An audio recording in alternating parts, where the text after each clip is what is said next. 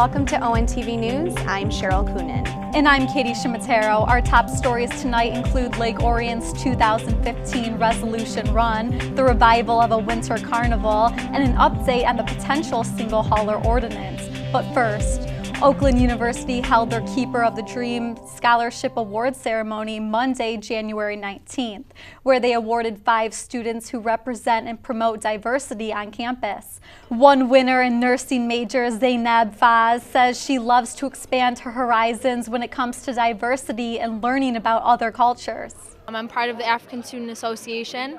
Very different, but I really wanted to step out of my element and really get to know people who aren't really about me, and maybe somebody that I really haven't gotten the opportunity or taken the time to understand, and really get to see their culture and what they're all about. So I definitely hope people see me as a good representation of that, and try to do that as well. And maybe if it's not African Student Association, maybe they come to my student org, the Lebanese Student Association, and just really learn about others, just so we're all comfortable, because we all have Oakland University in common. Zainab Faz, along with her fellow scholarship winners Joseph Kirma, Chanel Daniels, Akuri Kowart, and Taylor Moore, say they are incredibly gracious to be recognized for such an amazing scholarship, honoring the late Reverend Martin Luther King Jr. Faz may demonstrate diversity at Oakland University, but her future plans extend far beyond collegiate level. The only reason why I'm going into nursing is just to make sure 100% of my energy is going into other people, helping out as much as I can. I was always intrigued and wanting to go work in Africa and volunteer, whether it's work or volunteer work.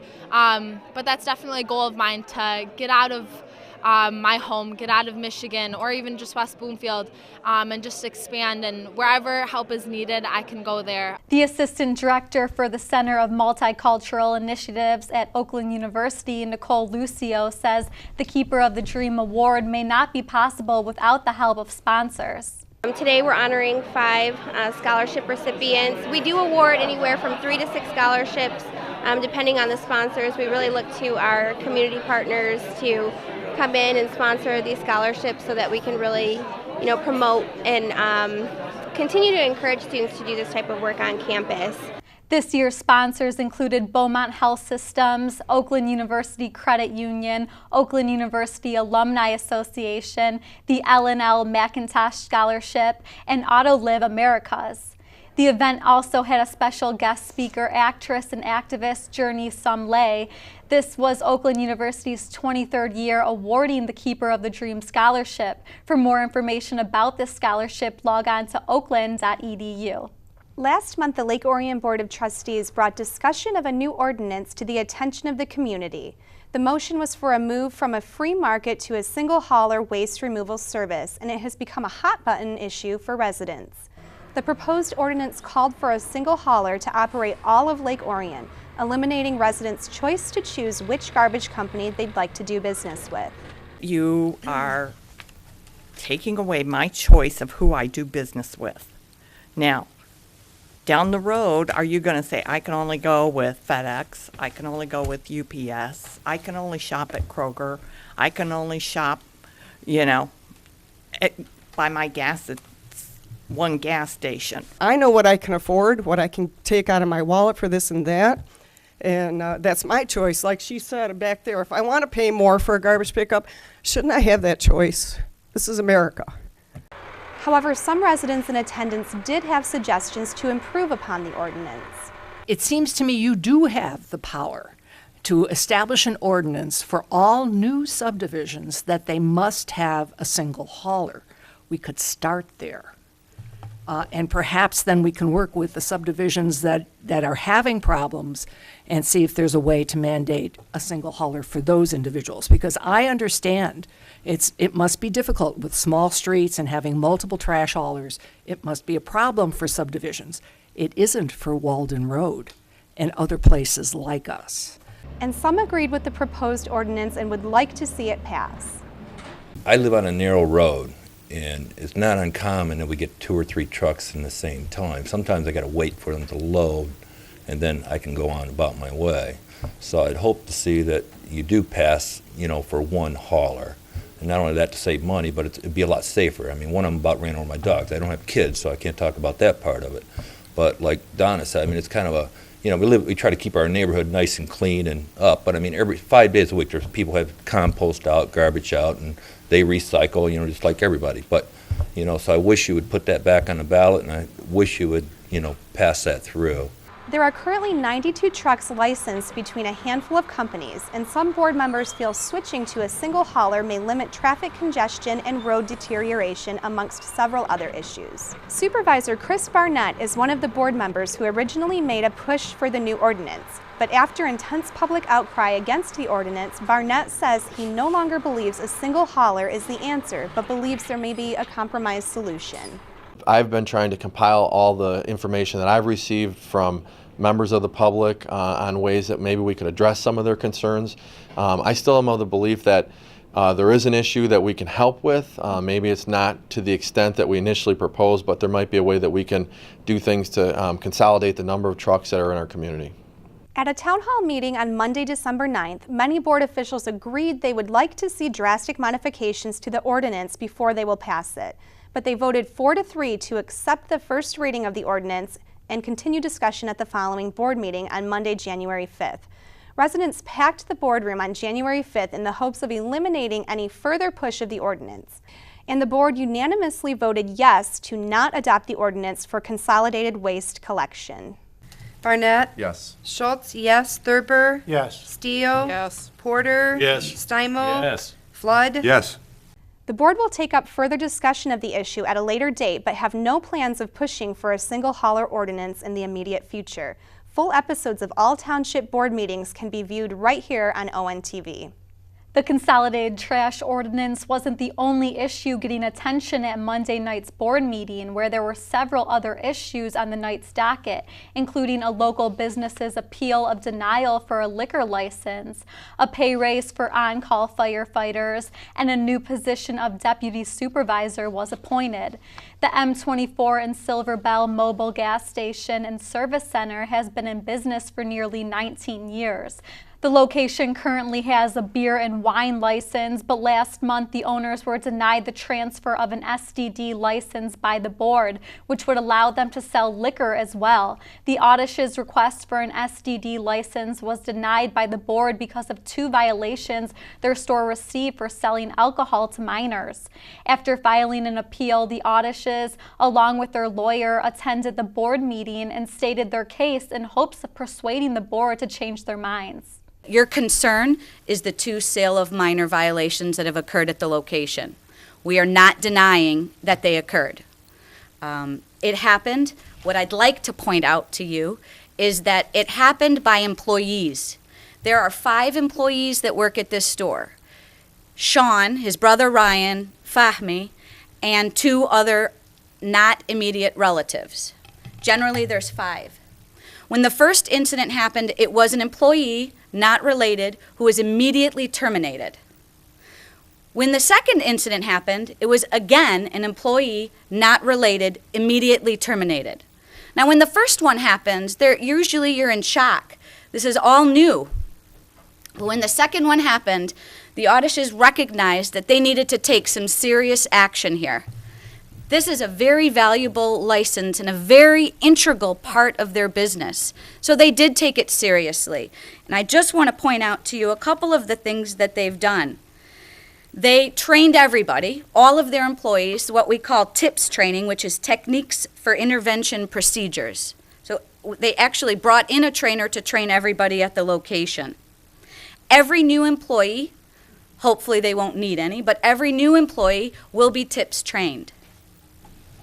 They've also adopted, which I include in your presentation packet or the supplemental application, they prepared an internal alcohol sales procedure policy, which they require every employee to sign and acknowledge reading once a month to ensure that this does not happen again. In addition to the TIPS training and the policies that they've adopted, they purchased an age verification scanner, which is a very expensive piece of equipment that requires you actually just slide the driver's license through the scanner and it will tell you whether the person is of age. Acting Manager Sean Oddish also spoke to the board with his deepest apologies, asking them to reconsider. We do our best to remain a respectable business, and we understand the denial, and it's perfectly understandable. But I have done everything that I can to fix it. I mean, when the first one happened, we had a one-page contract that all of our employees had to sign, and after the second one happened, I mean, you just kind of think, how does this happen, and could I do any more to prevent it? I really couldn't. I mean, I have implemented an age verification scanner. You have to check the picture first, scan it, and if they are under of age, it just denies and it will not even allow the item to be rung up. There just isn't anything more that I could do. And I'm sorry, what? And part of their contract allows me to terminate them if it were to happen. And in my contract, which is a 4-page contract regarding the policies and procedures, is that if they doubt anything about it, forget the sale. Who cares? I don't care. Reject it. If you doubt any bit of it, just reject it. It's clearly stated in there. And if you were to ask me if there's anything more that I could do to prevent, I'd have to say there's nothing more that I could do, because it is important. I mean, we don't want any one of our good customers and anybody and one of their children getting their hands on any alcoholic beverages and something happening to their son, or whether it's your friend, whoever it is. I wouldn't want that happening to my family, and I wouldn't want it to happen to any of my customers. And it is important to us. We do take it very serious, and I apologize for it. The board decided not to change their original decision, requesting the state to deny M24 Mobile their liquor license and to change the local ordinance. However, they stated the Oddishes can come back and once again appeal the ordinance if granted an STD license by the state. The Lake Orion Board of Trustees have approved a pay raise for on-call volunteers, a small token of appreciation for these hardworking individuals. When making the annual budget for 2015, the Township Board budgeted $225,000 for paid on-call firefighters, allowing a 5% pay increase from $16 an hour to $16.65 an hour. Fire Chief Robert Smith says the 5% increase is a fair and well-deserved raise. Although this is a 5% raise this year, this is a small token for what these people do. They go through the same training that any full-time fire department puts their people through. The difference between them and a full-time department is they only respond when there's a call from their house. And a lot of times these people give up Christmas dinner, they give up family functions and stuff like that when the tone goes off and they leave, and they come back home after it's all over and done, but they're giving up a lot. The board unanimously agreed to approve the request for the 5% pay increase effective immediately.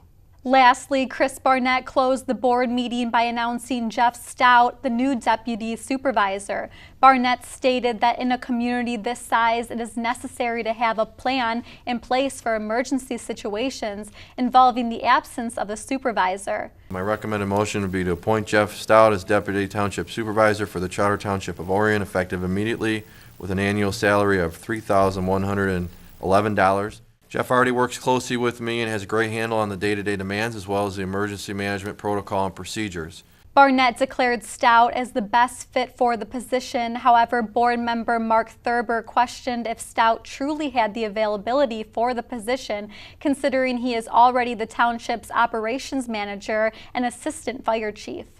At this point, Mr. Stout is already drawing 3 paychecks from the township for operations director, for assistant fire chief, and for paid on-call firemen. And regardless of who it is, I feel it's irresponsible for us to authorize a 4th paycheck for any single individual. And whether the appointment is up to the supervisor or all the how the statute is worded and all that stuff. I mean, if we have him already as the assistant fire chief, how effective can he be in an emergency situation if he's also assistant supervisor? Fire Chief Robert Smith came to Stout's defense, stating he actually no longer receives on-call pay from the fire department with his full-time assistant fire chief position. The possibility of Jeff wearing all hats at the same time at a major incident would be, I can't say it would never happen, be very, very rare. What does make sense is Jeff along with me has all of this emergency operation planning education already. So it's a good fit. Ultimately, the board supported Barnett's decision. Congratulations to the new acting deputy supervisor, Jeff Stout. Now that the holidays have come and gone, things tend to get a little quiet here in the Orion area until spring festivals and events return. But there's a group of organizers who are in the process of planning an event for those who embrace everything winter has to offer. Several area community groups and businesses are joining forces to return the Winter Carnival to Lake Orion. At various times over the past several decades, there have been attempts to hold outdoor events during the winter. As recently as the year 2000, residents were invited to play golf on a frozen Lake Orion, race snowmobiles, and even take a horse-drawn trolley ride throughout the village. On Saturday, January 24th, winter festivities returned to Lake Orion with several events. The Rotary Club is organizing the Ice Cup Golf Challenge on the lake at 11 a.m. with entry fees benefiting local charities. An afterglow will be held at 51 North Brewery at 1 p.m. We're going to make 9-inch in diameter holes. It's a 9-hole scramble format. I believe tennis balls are going to be the balls, although that may not be totally set, but you do have to use golf clubs for it. Should just be a blast. I know for me at least, I didn't even know I had this on my bucket list, but I'm glad I'm going out there and doing it. At 2 p.m., outhouse races will take place on Broadway Street between Shadbolt and Flint. The idea was proposed by Police Chief Jerry Narsh and modeled after similar races that take place in Trenery, Michigan every year. Entry fees from that event will benefit Blessings in a Backpack. The outhouses are being donated to us by Turner Sanitation, and we're getting, we have 6 outhouses will be equipped with casters, so we can roll them up and down the road. I have more outhouses. If you want to get your own casters and decorate the thing up and make it your own, you're certainly welcome to do that as well. And the United Methodist Church will set up a heated tent where families can enjoy games and activities from 11 a.m. to 5 p.m. We're going to have a fire pit with s'mores. We're going to have some putt-putt golf in there. It'll also be a place where if you want to be outside during the event, you can get warmed up a bit. Obviously, the brewery will be open here as well. We can keep warm as well. In addition, we'll have some snow sculpting. Greg Cole from the high school did a very large mug in front of the brewery last year. We're going to recreate that once again, him and his friends. And it'll also be a place where you can sit out and have a beer and watch the races as well. 20% of sales generated at 51 North throughout the event will benefit the Orion Art Center and the United Methodist Church. Owner Don Gindhart told us he would like to see the Winter Carnival continue as an annual event. Absolutely. I think that this is generally an untapped treasure we have here in Lake Orion. I think the Dragon on the Lake event can be mimicked here in the wintertime, using the lake once again. I mean, snowmobile racing used to be a part of it. I see all kinds of ice rinks out there. We could get a hockey tournament perhaps out there. There's just a plethora of great ideas we could do to make it a bigger event and make it a great community event and raise more money for charities. Coming up next, we will take a look back at Lake Orion's famous Resolution Run and learn about some major township budget cuts. Stay tuned for more ONTV News.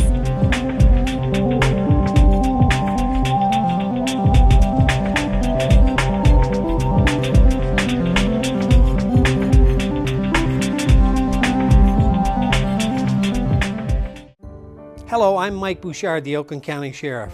There's a big problem that faces all the communities in America today, and that's abuse of legitimate prescription drugs. Sometimes they're left in the home when a loved one passes away, or they're in the medicine cabinet for someone else, and a youngster in the home steals it and they abuse it. It's one of the fastest growing drug abuses that we see in our community and across the country. Secondly, we see these drugs oftentimes when they're no longer utilized being flushed down the drain, and we're seeing higher levels of residual pharmaceuticals in our waterways and our streams. So, to solve two problems with one effort, we partnered with Home Instead Senior Care to start a program called Operation Medicine Cabinet to get those drugs out of the homes, out of the hands of youngsters, and out of the waterway, and safely and environmentally destroy them. Learn more about the program at OperationMedicineCabinetMI.com and be part of the solution. Thank you.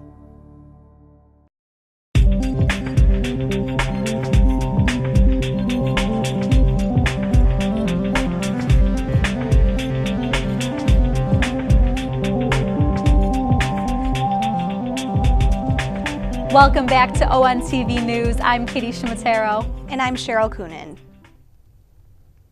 There's an old adage that says the way you spend the first day of the year will set the tone for the entire year. A group of runners kicked off the new year doing what they love, and ONTV's Joe Johnson has the story. On the morning of New Year's Day, more than 200 runners gathered at 51 North Brewery in Lake Orion to check in for the 2015 Resolution Run. With the temperature right around 20 degrees, participants gathered at the starting line on Lapeer Street at 10 a.m.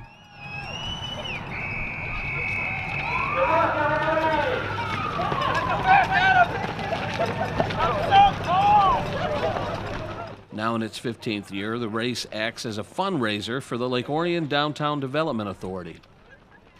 I'm so impressed, and I think that they do such a great job to kick their new year off right. That's sort of our tagline for this event, and it's wonderful to see so many people support the community and also are starting to get healthy on the first day of the year. Crossing the finish line first overall was 30-year-old Matt Fecht of Warren with a time of 15:37. Matt told us he's taken part in the Resolution Run 8 times and has won 4 of those times. Oh, it was way warmer than last year. That's for sure. Course was nice and beautiful today. You know, a little bit of snow here in the second half of it. A little bit of wind in the head coming off the start and starting the second lap, but you know, you get a nice tailwind finishing up. The thing I always have to ask runners when they take part in this is why? Why do you get up early, New Year's Day, to take part in this race? I guess I would counter it with why doesn't anybody else come out and do it? You know, to me it's just another day, and you know, you're out here and start the new year doing something that I love to do and run, and can't think of any better way to start it. The first female to cross the finish line was Laura Shamblin of Washington Township with a time of 20:14. It was the first time she'd competed in Lake Orion's Resolution Run. Yeah. Well, it was nice and dry, and I thought it was a pretty fast course. It was fun to run through the neighborhoods here and through town. Like I said, it was dry. That's why I came today. I'm a fair weather runner. I don't want to slip and slide. What made you want to take part in this particular race? Have you heard about it in the past? I have. I have friends who come every year, and this is the first time they're able to drag me here. So I thought it was a good way to start off the new year. Lake Orion native Brian Thomas organized the first Resolution Run 15 years ago to kick off the start of a 1,200-mile cross-country run. Currently, he lives in Florida, but returned to Lake Orion to take part in this year's race. He also organized a fundraiser to benefit 2-year-old Emma, an Oxford native who is battling brain cancer. I wanted to get everybody kind of involved, you know, the businesses, downtown Lake Orion businesses, as well as the community members to, you know, help promote what's going on here in downtown. But also, you know, it's New Year's, man. We're going to do some healthy stuff. We're going to help a little girl out, and we're going to promote the local businesses. That's what it's about. Woo! In downtown Lake Orion, this is Joe Johnson reporting for ONTV News. Thanks, Joe. For complete race results, visit runmichigan.com and click on the link in the right column of the homepage. Reviving old events and adding new events to the township is always exciting, but unfortunately, budget cuts affect the township's ability to host major events every year. The Orion Center has received a $108,000 budget cut starting off the new year. The township board separated the Parks and Recs budget and the Senior Center budget so they would operate individually before making the cuts. So what we've cut has included a part-time position that was filled on and off during the 2013 and 2014 budget years. So that position won't be replaced. We are retaining one of our part-time positions, so we currently will remain with the staff that we have that are currently employed. So there weren't additional cuts. But unfortunately, the large budget cut has also had an impact on community events along with staffing and programs. Some of our staffing for teachers are cut, some of our programs. We're kind of evaluating which ones that would be, but it will impact. We usually do about 6 to 8 concerts at Wildwood in the summer, and we will probably only be doing half that number, so we'll probably be doing about 4 concerts this summer. The Orion Center is looking to establish community programming to develop new dollars, which may include programs at Camp Agawam. There will be impacts definitely on our programs, but we're going to keep working to create new programs, try and create additional revenue so that it will be possible for us to maybe bring back some of the programs if we get to that point that our revenue allows us to enhance programming further. Throughout the year, the Orion Center hosts numerous shows and exhibits. The center's first show of the year is coming up quickly, and organizers are putting out a call for submissions. The Orion Arts Center is looking for local artists to enter original pieces in this year's Portraits and Pottery Show. The juried show will kick off with a reception on February 6th and run through March 13th. Artists can submit up to 3 pieces on February 1st and 2nd. There's a submission fee of $25 for members or $40 for guests. Cash prizes will be awarded for first, second, and third place in both portrait works and pottery design. The Art Center also offers artists a chance to create portraits every Monday evening at the studio in Diamond Dave's building on M24. For a fee of $10, artists have a chance to work with a live model in a studio environment. For more information about the events happening at the Orion Art Center, visit orionartcenter.org or call 248-693-4986. The Lake Orion wrestling team had a very special alumni night during the OAA White Double Dual Wrestling Meet. On Wednesday, January 7th, former Dragon wrestlers were invited to come enjoy a light dinner and watch the current Dragons compete in the OAA White Dual Meet. The alumni members were recognized in between the rounds and gathered for a group photo to commemorate the occasion. In the first round of the night, Lake Orion took on Seaholm. The Dragons started out strong in the 103 weight class when Lake Orion's Dalton Myers pinned Gabe Raymond in 1 minute and 48 seconds. Seaholm fought back in the 112 weight class. Nick Law pinned John Maw in 31 seconds. Unfortunately for the Dragons, Seaholm continued to dominate and won the round 50-28. Over Lake Orion. In the second round, Lake Orion battled hard against Southfield. The Dragons were leading 36-34 before the final deciding match. Southfield's Max Doggett defeated Lake Orion's Anthony Orselli for the 160-pound battle, leading the Blue Jays to a 37-36 victory over the Dragons. One of Orion Township's hidden gems, the Scripps Mansion, was completed in 1927 by Detroit News heir William Scripps and his wife. Following the death of Scripps in 1952, a nonprofit organization known as Guest House Incorporated took ownership of the home and 100 acres of the property in 1956. Throughout the next several decades, the house was used by clergy recovering from addiction and not normally open to the public. But recently, one local organization was granted access to the house for a special event. On Saturday, January 10th, the North Oakland Community Coalition hosted its 5th annual prayer breakfast at the historic Scripps Mansion. The NOCC is dedicated to preventing alcohol and substance abuse among young people. Over the past several years, the prayer breakfast was held at the Orion Township Library, but this year the organization partnered with the Guest House Incorporated, who opened the Scripps Mansion to visitors for the event. North Oakland Community Coalition has partnerships with different community organizations, one of them being St. Joseph's Catholic Church, and I had met Mary Martin there quite a long time ago working on different projects, especially with mental health.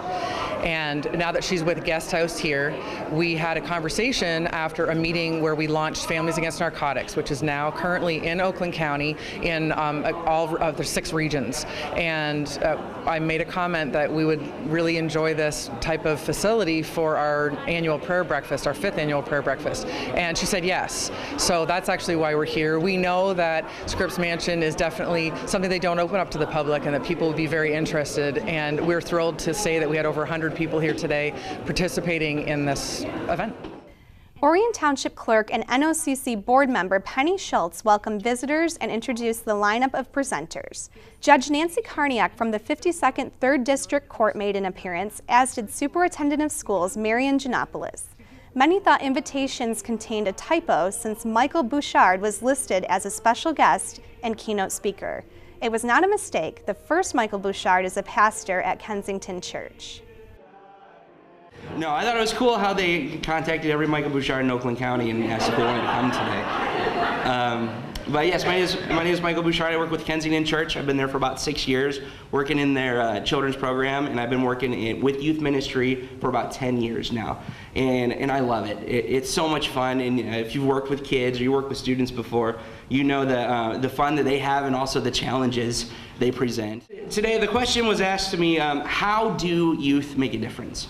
And I think one of the ways that they make the biggest difference in our communities today, in our churches today, in their schools today, is through one word, and it's bravery. Later, Oakland County Sheriff Michael Bouchard joked about the coincidence and talked about how the actions of community members generate ripples that can touch lives. At the moment, you in this room have stepped up to do that and make a difference. And the collaboration and the work with the young people makes a huge difference, and that's what I started to mention at the beginning. You don't know how much difference you are making. You know, when you take a pebble and you throw it in a pond, it splashes and you see that, but you don't see where the ripples go. You don't see how far the ripples go out and touch, and what shores they touch, and what kind of trigger it is, what kind of dominoes come from that one thing. And on an untold basis, volunteers make that kind of ripple effect every day and change lives, and then those ripples in turn change lives. Lots of people today call it paying it forward.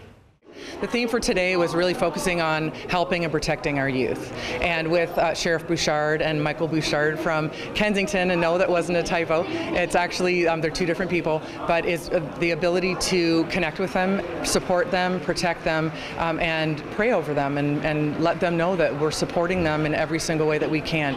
The North Oakland Community Coalition works with many different sectors, one faith-based, and it's really quite a strong, it's a strong sector within Lake Orion for sure, and Oxford and surrounding areas. So we wanted to make sure that we were honoring all of those relationships that we had too. And by bringing it to Scripps Mansion on a Saturday, opened the door so that we could have a lot more youth here.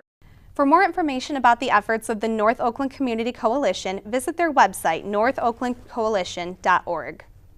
And lastly tonight, ONTV's annual 5 or 5 food drive is right around the corner. On Saturday, February 7th, we will be live on air from 10 a.m. to 4 p.m. raising food and money for the Orion Oxford Fish Food Pantry. You can help stock the shelves by bringing in either 5 non-perishable food items or $5 to one of our several drop-off locations beginning now through February 7th. Or you can bring in your donations to the ONTV studio on the day of the drive and stick around for some family fun live entertainment and sign up for a drawing to win some awesome raffle prizes. For more information, call ONTV at 248-693-3377 or log on to orionontv.org. Thank you for tuning in to another edition of ONTV News. I'm Katie Shimatero. And I'm Cheryl Coonan. See you next time.